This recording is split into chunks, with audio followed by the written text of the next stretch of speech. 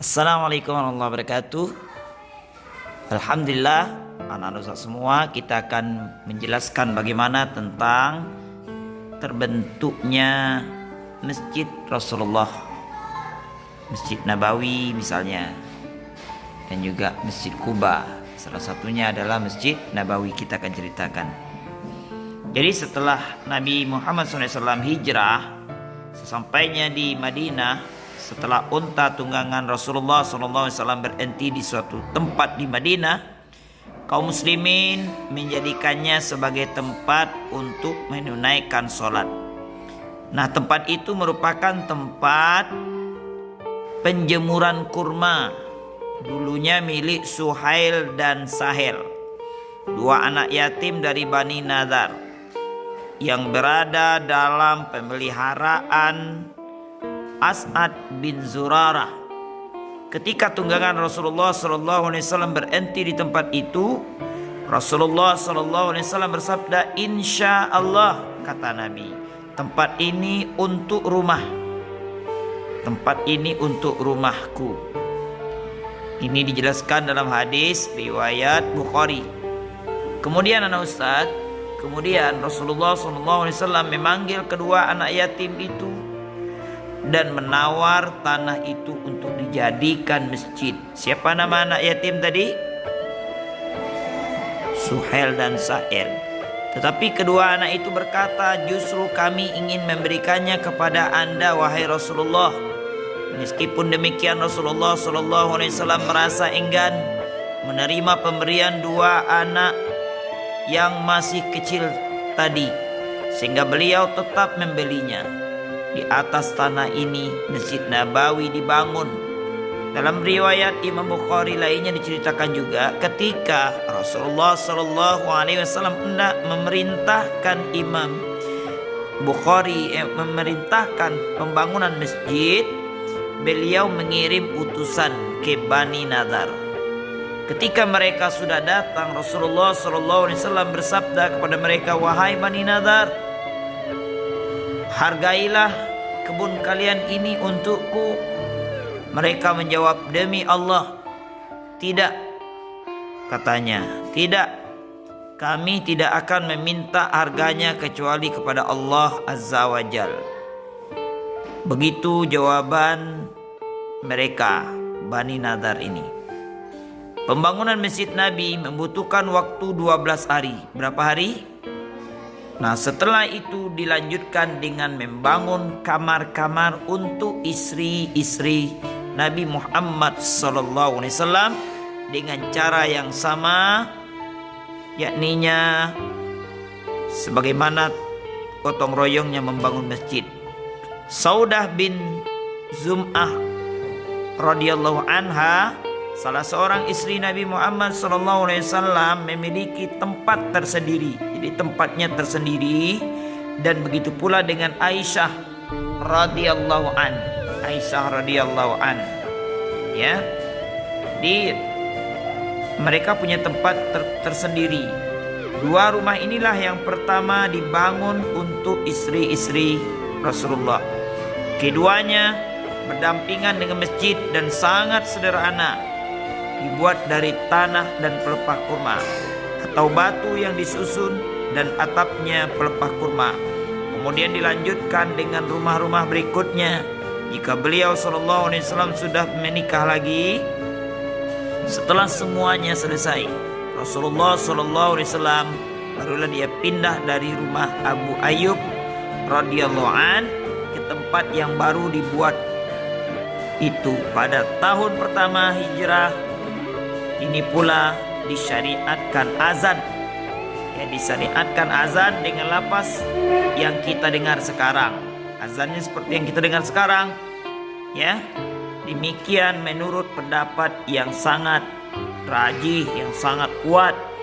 Saat Abdullah bin Zaid radhiyallahu an bermimpi tentang lafaz-lafaz azan, lalu diceritakan kepada Rasulullah SAW, maka beliau memerintahkan kepada Bilal bin Rabah untuk mengumandangkan azan dengan lafaz-lafaz tersebut. Nah, ketika azan ini terdengar oleh Umar bin Khattab, ia pun bergegas menemui menemui Rasulullah SAW dan menceritakan mimpinya yang sama dengan mimpi Abdullah bin Zaid radhiyallahu an. Hingga beberapa lama kemudian masjid yang sangat sederhana ini tetap sama, tak berubah sebagaimana saat dibangun oleh Rasulullah SAW. Nah, jadi berkumandanglah bunyi azan. Allahu Akbar, Allahu Akbar. Asyhadu an la ilaha illallah, asyhadu an la ilaha illallah, asyhadu anna Muhammadar Rasulullah, asyhadu anna Muhammadar Rasulullah. Hayyalas shalah, hayyalas shalah, hayyalal falah, hayyalal falah. Allahu Akbar, Allahu Akbar, la ilaha illallah.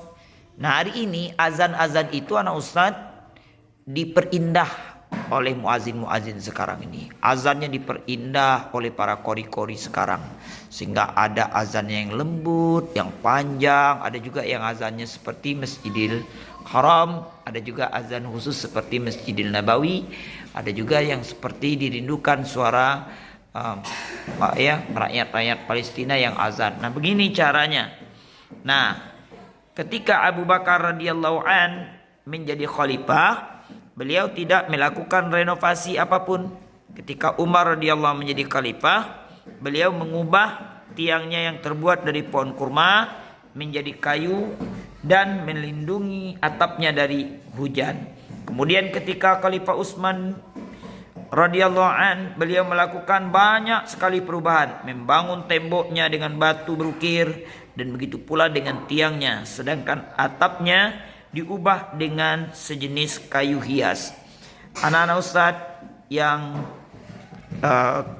yang sangat ustaz banggakan, dulu Masjid Nabawi itu dibangun menggunakan bebatuan lumpur, batang kurma dan daun-daun pohon kurma. Awalnya luas masjid itu sekitar 60 kali 70 hasta atau lebih kurang sekitar 30 kali 35 meter. Nabi Muhammad SAW mendapatkan masjid itu menghadapkan masjid itu ke arah Baitul Maqdis sebagai kiblat pertama orang Islam.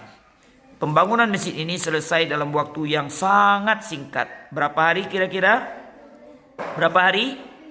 Hanya 12 hari. Setelah itu kaum muslimin melaksanakan sholat di dalamnya dan diimami langsung oleh Rasulullah Sallallahu Alaihi Wasallam. Jadi diimami langsung oleh Rasulullah SAW.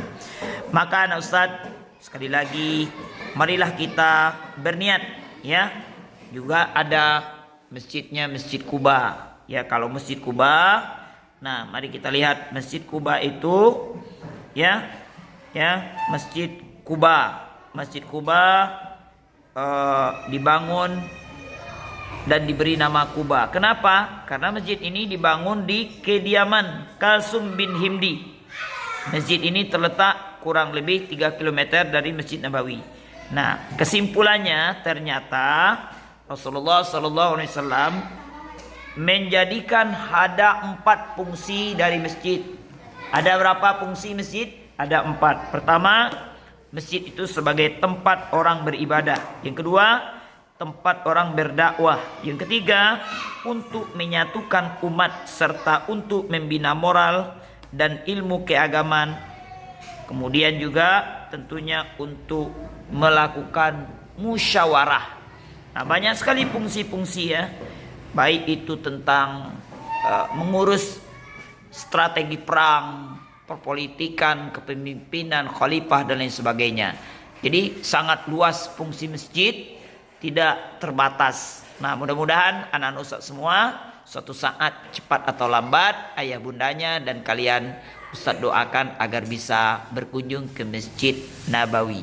Amin ya rabbal.